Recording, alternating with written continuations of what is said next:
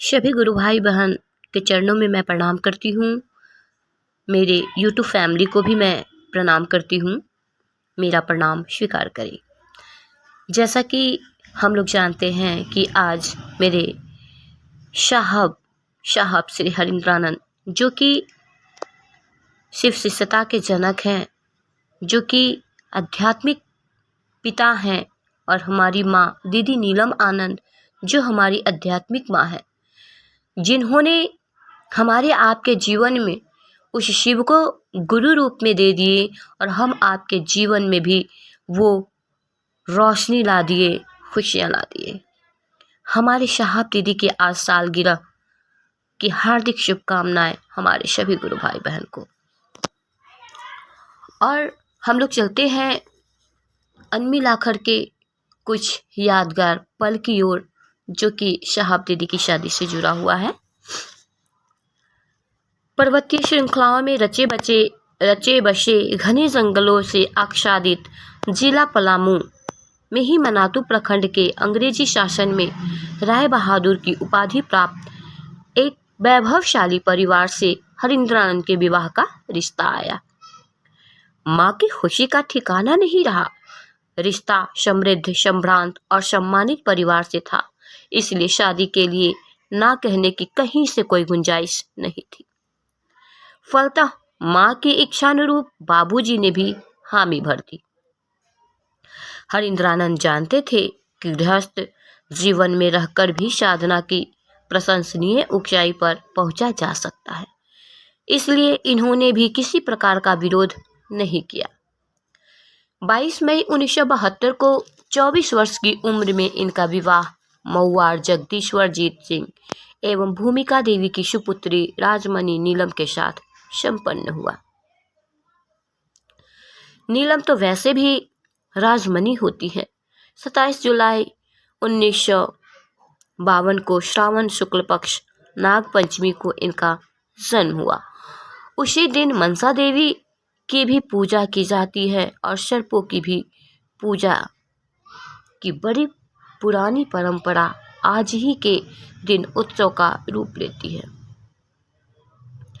इनके माता पिता बताते हैं कि जिस समय राजमणि नीलम का जन्म हुआ, उस समय खाट के नीचे विषैले सर्पों के ढेर सारे शपोले न जाने कहां से उमड़ पड़े थे। घोड़े, हाथियों की सवारी, विदेशी गाड़ियों में घूमना, जंगल की सैर और पशु पक्षियों के प्रति उनके मन में अथाह अनुराग था। सांपों के साथ खेलने में उनकी विशेष रुचि थी। जंगल के ओझा झाड़ फूंक करने वाली स्त्री एवं पुरुष उनके मनोरंजन के साधन थे और दूर दूर से आने वाले साधुओं एवं अघोरियों से बातें करना उन्हें अधिक रुचिकर था। परिजनों ने जंगल के तांत्रिकों और ओझाओं के सानिध्य से आशंकित होकर गंडे और ताबीजों की पूरी माला राजमणि नीलम को पहना दी थी, जो विवाह के बाद तक उनके गले को एक आदिम युग की संभ्रांत महिला का भान करा रही थी।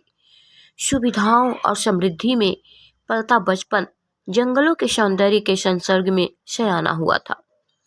उनकी शिक्षा दीक्षा की व्यवस्था पर घर पर ही की गई थी। मास्टर आते, पढ़ाकर चले जाते। संगीत और कला के प्रति जन्मजात आकर्षण था उन्हें।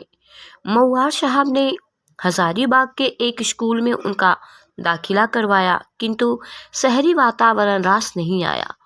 2 वर्षों के बाद पुनः इन्हें वापस ले आया गया।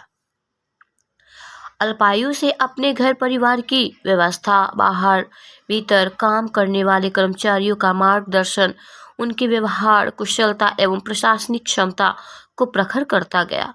सर्पों की दुनिया से उनका लगाव और शक्ति की पूजा उनका स्वभाव था। नियति स्वयं मानव जाति के भाग्य का इतिहास लिखती है।